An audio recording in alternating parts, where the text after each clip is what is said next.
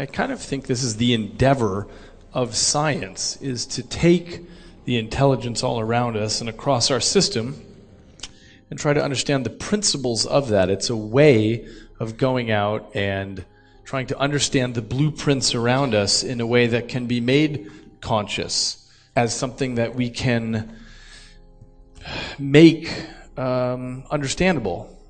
When you say understandable, that means we can put it into the parameters of logic. What if there is a dimension of intelligence within you which does not fit into the parameters of logic? Trying to fit everything into the parameters of logic means the surface intelligence, which is the intellect, which is our survival mode. If we don't have an intellect, we wouldn't survive in this world. What is a survival instrument? We are trying to put all dimensions of life through that, and it has to pass through that sieve. That will completely skew the process. I take the point that there may be limits to our intellect, but I don't know where those limits are. And I don't know how to guarantee that there are borders there beyond which there's something else. See, science has done incredible things in the last 100 years, no question. Our life is the way it is today. The comfort and convenience that all of us are enjoying is essentially because of the outcome of the scientific endeavor on the planet. There's no question about that.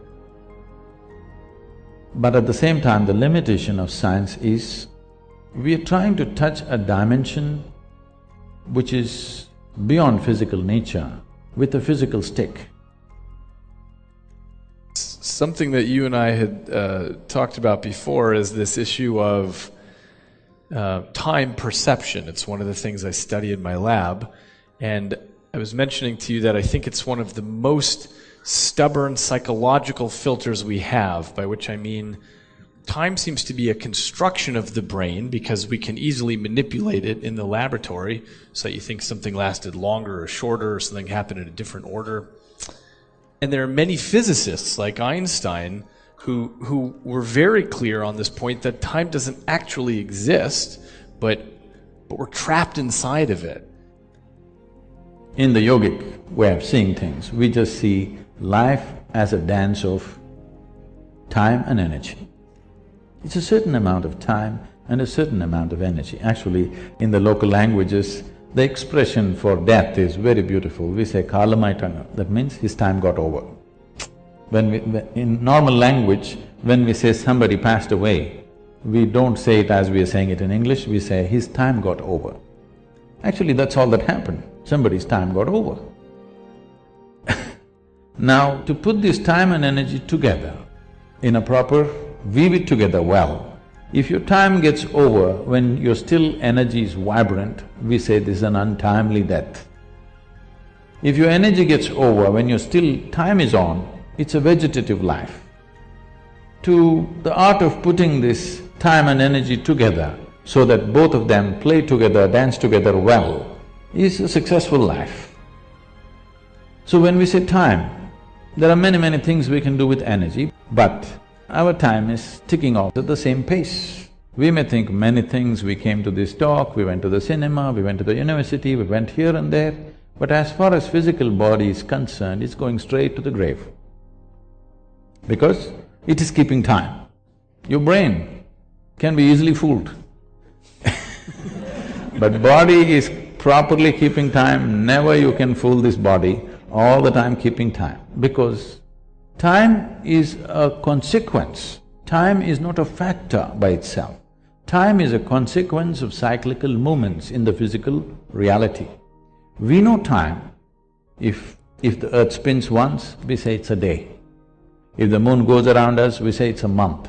If the earth goes around the sun, we say it's a year. Our idea of time has come essentially because of the cyclical movements of everything that's physical around us. This is the nature of physicality. Physicality is essentially cyclical, whether it's atomic or cosmic, everything is cyclical. The moment you're identified with physical nature, time is a big factor. If you dissociate yourself with your physical nature, if you sit here and if you have a little space between you and your physical body, because what you call as my body is an accumulated process.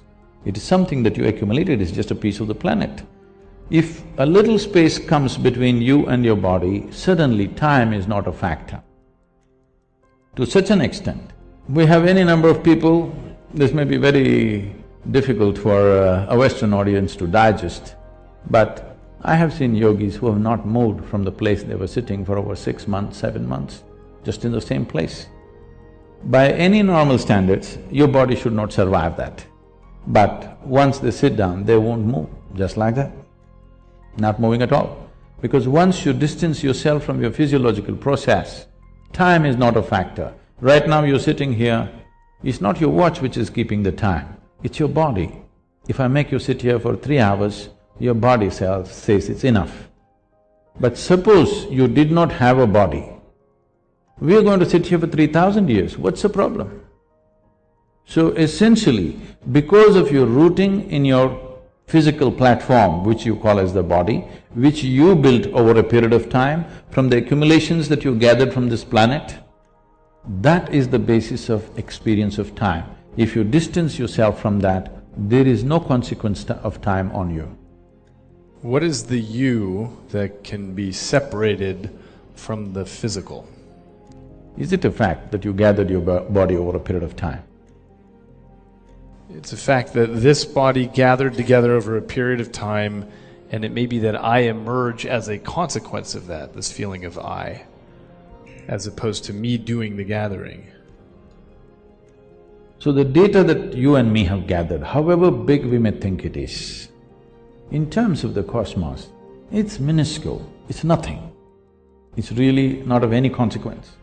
So from this minuscule of data that we have gathered, we are generating some thought which could be useful in making our lives, it could be useful in creating a few things, it could be useful fundamentally for our survival and to enhancement of our survival process, all this. But it doesn't give you access to life. Human intellect and human intelligence has broken out of a certain bond which was there for every other creature, that they could function like an automated machine through certain instinctual process. What has happened with the human being with the process of evolution is, the human being has broken out of that instinctual process and there is an intelligence which has to function consciously. But functioning consciously means every moment of life is an exploration, which is too scary for a whole lot of people. So the best thing is identify with something which gives you some sense of what you are.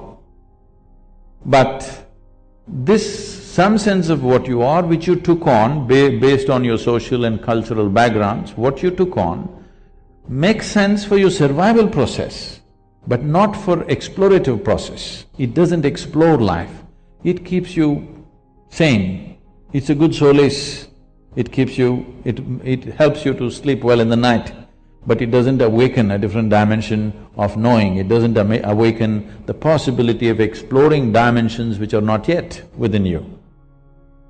So if this has to happen, the most important thing is to be able to sit here not identified with anything. When I said, it's so hard to remain uneducated in this world, because everybody is busy wanting to teach you something. This is all I did in my life, to remain uneducated, not to be influenced by parents, by family, by religion that's happening around you, culture that's happening around you, education that people are forcing on you, just to be the way creation intended you to be, simply. See, I may not fit into the university milieu, but I'm okay, you know. Just simply the way you were born. Not tangling up your intelligence to any particular thing, either your nationality or your religion or your race or your creed or your family or any kind of identity or your gender or whatever, simply to be able to view your life just as a piece of life. If one does this, then you will see perception will explode in ways that they have not imagined possible.